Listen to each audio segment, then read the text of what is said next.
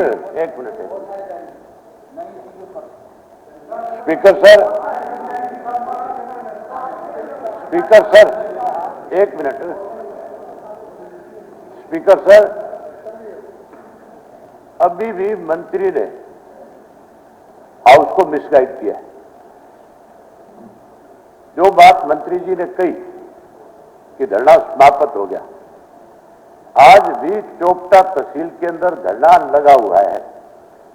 आज भी किसान उसी क्लेम को लेकर के धरने पे बैठे हैं। डिप्टी कमिश्नर के साथ जब फैसला हुआ था, तब यह फैसला हुआ था कि जब तक सब किसानों के खाते में एक एक पैसा नहीं आ जाएगा, हम टंकी से तो उतर रहे हैं, लेकिन हमारा धरना जो है तब तक जारी रहेगा जब तक सब किसानों के खाते में पूरे के पूरे पैसे नहीं आ जाएंगे।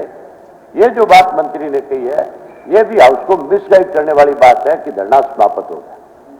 इनको इस बात की जानकारी लेनी चाहिए थी, डिप्टी कमिश्नर से पूछना चाहिए था कि वहां धरना चल रहा है कि नहीं चल रहा है? पहले यही बता दो ना, इसी बात का कि आपके पास जानकारी है इस बात की धरना समाप्त हो गया है? सीधा पूछ रहा हूँ, हाउस को मिसगाइड करते हो। आप पूछ रहे हैं, पूछे, मैं जवाब दूंगा एक बार।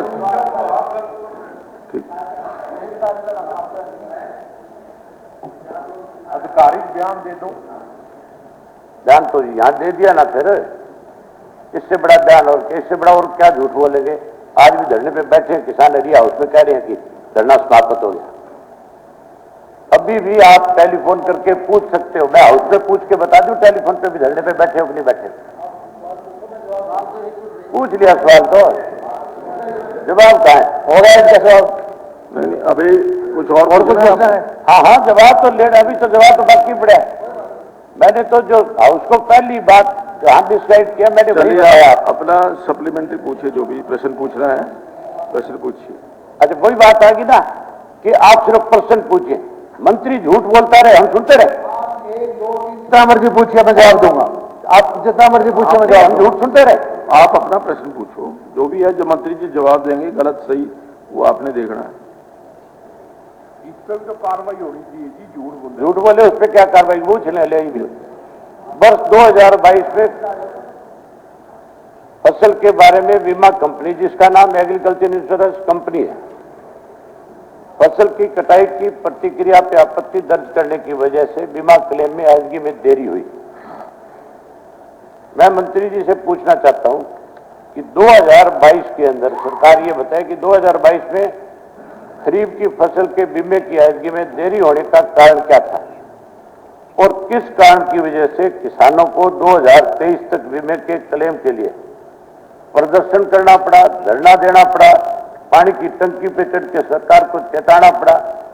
90 दिन तक किसान जो है धरने पे बैठे रहे पहले, और जब 90 दिन में एक बार भी डिप्टी कमिश्नर ने या एग्रीकल्चर डिपार्टमेंट के या इस इंश्योरेंस कंपनी से जुड़े हुए किसी अधिकारी ने जाकर के उनकी बात नहीं सुनी, तो उन्होंने मजबूर होकर के ये फैसला लिया कि हमें सरकार को चेताने के लिए अब कोई और अगला कठिन कदम उठाना पड़ेगा।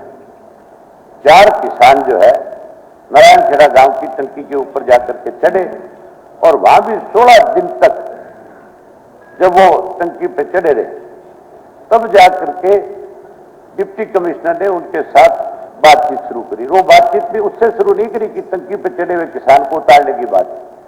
जब टोल रोक दिया गया, टोल के ऊपर हजारों किसान आकर के बैठ गए, तब जाकर के सरकार ने मजबूरी में बात करी। और उसमें भी अब तक जो है केवल आश्वासन है किसान को कि तुम्हें पूरा पैसा दे दिया जाएगा। मैं ये पूछना चाहता हूं मंत्री से कि ये बताएं कि आप ये कहते हो कि हमारी मीटिंग हुई अधिकारियों की, जो मीटिंग आपने बताई है इसके अंदर कि सेंटर की सरकार के साथ मीटिंग कर ली और मीटिंग में फैसला हो गया कि आपको क्लेम दे दिया जाएगा। आप 1 साल तक क्यों सोए रहे? ये पैसा जब 2022 का 2023 में, और वो भी किसान आपको मजबूर करता है, तब जाकर के आप उस किसान की बात के लिए कहीं 2 कदम आगे बढ़ने का काम करते हो। हालत किसान की ऐसी कर रखी है कि किसान को हर चीज के लिए मजबूर होकर के रास्ते रोकने पड़ते हैं, मजबूर होकर के धरने देने पड़ते हैं, मजबूर होकर के प्रदर्शन करने पड़ते हैं, आंदोलन करने पड़ते हैं। चाहे सूरजमुखी की खरीद की बात हो, सरसों की खरीद की बात हो, चाहे क्लेम की बात हो, चाहे बाजरे के नुकसान के मुआवजे की बात हो, हर चीज में किसान को प्रताड़ित करने की ख्वाहिश सरकार और क्या कर रही है किसान के लिए। आप किसान को कहते हो कि हम किसान के बड़े हितैषी है। हितैषी का तो कल नहीं देख लिया था बाजरे में तुम्हारी क्या स्थिति थी, आज क्लेम में तुम्हारी क्या स्थिति है तुम्हारे सामने। 1 वर्ष हो गया किसानों को, 1 वर्ष से किसान को जो है उसका क्लेम का पैसा अब तक सरकार ने नहीं दिया। क्या सरकार जो है जो 1 वर्ष का क्लेम जो किसान का ड्यू है वो पैसा जो 623 करोड़ रुपए है उसका ब्याज भी साथ में देगी? क्या उस किसान की जो उसने कर्जा उठाया था इस दौरान, और जो कर्जा उठा करके अगली फसल की बुआई उसने करी थी, उस कर्जे के ऊपर जो उसने ब्याज दिया, क्या उस ब्याज की अदायगी तुम्हारी सरकार करेगी? तुम्हारी सरकार की बेकायदगी की वजह से उस किसान को 1 वर्ष तक इन सब मुसीबतों को झेलना पड़ा। आप बैठे बैठे दांत निकाले, कम से कम यह सोचने की बात है। ये दांत निकाल उसकी परंपरा भाषण देते हैं। ये इतना सीरियस मामला है, सवाल क्या है ये नहीं बता रहे। सीरियस मामला है, नहीं ये इस मामले के ऊपर जो है तौर पर आप नहीं बोल सकते। ये जो इन्होंने वर्ड्स बोले हैं इनको डिलीट कर दिया जाए। तो आप क्या डिलीट कर दिया जाए। आप क्या आंसर थे? जवाब सुनिए आप। बैठिए, सीरियस होना चाहिए। 1 मिनट बैठिए। मैं हर चीज के अंदर हर चीज को बाजार में अभय जी प्रश्न पूछिए क्या है। आप 2 प्रश्न पूछ मैं सकते हैं। पर्सन ही पूछ रहा हूँ। हाँ, 2 प्रश्न पूछते जब मैंने मंत्री की तरफ देखा तो कोई डिबेट नहीं, कोई भी किसी प्रकार की डिबेट नहीं। 2 प्रश्न पूछिए कोई भी सीधे सीधे। पर्सन तो एक ही पूछा हूँ, उसके भाग है क्या क्या गए जो भी है। हाँ 2 प्रश्न पूछ सकता हूँ नहीं पूछ सकता हूँ? 2 प्रश्न पूछ सकते हैं क्या और क्या है? सुनो 1 मिनट। हाँ जी। जब क्वेश्चन लगाया जाता है तो एक क्वेश्चन लगाया जाता है, उसके भाग होते हैं ABCDEF, जितने मर्जी उससे पूछे जा सकते हैं। ABCD ये मेरे ABCD है इसमें, ये पूछ सकता हूँ नहीं पूछ सकता हूँ? नहीं 2 से ज्यादा नहीं। कमाल ही होगी भाई, 2 से ज्यादा नहीं। क्या क्या सुनना पड़ेगा यहाँ।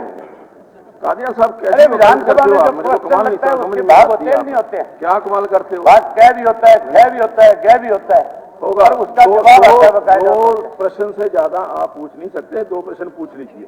आपने एक प्रश्न पूछा है कि कब तक पैसा मिलेगा, दूसरा प्रश्न पूछ लीजिए क्या।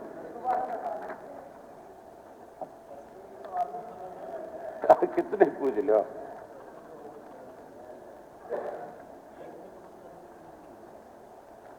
सवाल पूछ लो चाहे 10-20। अब तक कितना पैसा जो है, मंत्री ये बताए कि कितना पैसा कितने किसानों के खातों में अब तक जमा कराए, और बाकी बची हुई राशि कब तक जमा कराएंगे, और क्या वो पैसा ब्याज के समेत देंगे या नहीं देंगे, और ये जो इन्होंने कहा कि धरना खत्म हो गया उसके बारे में भी अपना स्पष्टीकरण दें। नीरज